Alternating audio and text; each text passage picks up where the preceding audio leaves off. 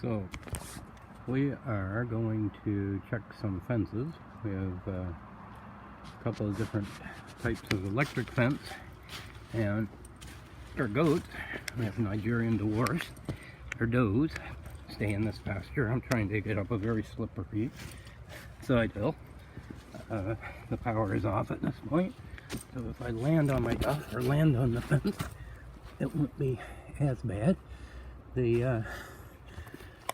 I think our doe is humorous, to be honest, because if they wanted to, they could jump this, and they don't, so we're pretty thankful that way.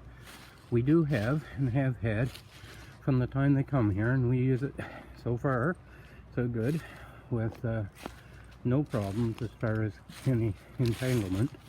We have this netted electric fence, and we have some, well, I'm going to call it horse fence, white flag and tape electric fence, and we have it tied in.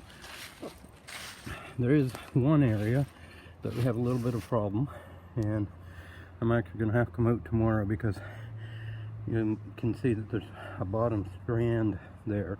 Some of that's now touching the ground and getting grounded out with sticks, so I need to come and have a look at that. Our girls got out today, but as you can see, if they really wanted out, they could get out here quite easy. Now this was, our little one was getting out here. It looks a little funny, but we put some chicken wire in front of the fence, and that stopped them, or they stopped. I don't know if it actually stops them very much, but what today, they did get out, and so I'm taking a walk around the entire fence line just to see what's happening, remove any sticks that are laying on the fence like that, that'll act to ground it out, and see if maybe there's a place where they push the fence over, or if there's other problems that you need to be aware of. And anytime you have fencing and you have animals in your fencing or out of your fencing, it's always a good idea to keep a close eye on the fence. So this is actually the half laid fence, half wattle fence that I've been working on. I was working on earlier this spring, this fall, sorry. But right now they're in this pasture, and actually, as I started to say, we're pretty fortunate. 2 does and a kid. Kids, let's see, kids about 4 months old, and the almost 5. This really, if they wanted to be out, they could be out every day. When I find that they get out is when they get bored. As long as they're kept entertained and have enough munching in the pasture, which they did up until now. We changed this about a month ago after they got bored in a pasture on that side. And what I need to do, I know what I need to do. One is remove things like this, and I'll come out tomorrow and do this more thoroughly. But the other is, I need to move it to a new location, because the biggest reason that they're getting out is, well, as you can see, some of it may be grounding out, but the biggest reason that our girls get out isn't so much that they're escape artists, although they probably are in their own right. It's that they get bored. So if I can keep moving their pasture to a point where they don't get bored, which I find is about every 3 or 4 weeks in a pasture this size, then they don't get bored. If it gets to be 3 or 4 weeks, guess what? They start getting out. They gotta get out on day 1. But if they're not bored, they're really good. Cut these saplings earlier this fall.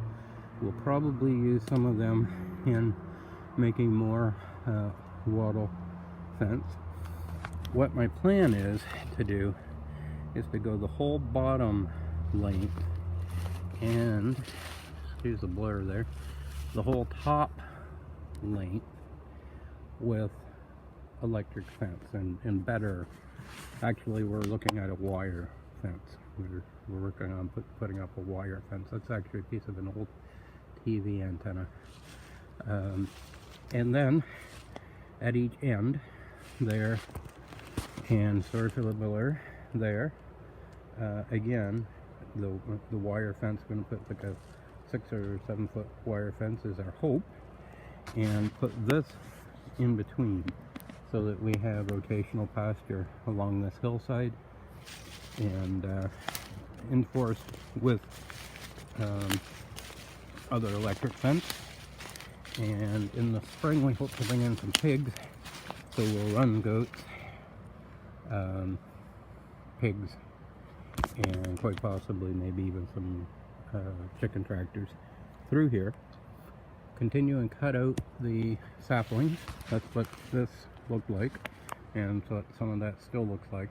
But I want to get the sun in here, and that is going to help because we want to bring this into a more productive pasture, but also a garden area. And as I say, our girls could get out of this anytime they want. The only time they actually get out of it, we're pretty fortunate, when they get bored, then they get out. And so today, it's been about 3 weeks to a month since we've done this one, and they decided that it was time for an adventure. And actually they didn't go far. We were here in the yard, and they just got out here along the hillside and went back in their pen, and they're very well behaved. And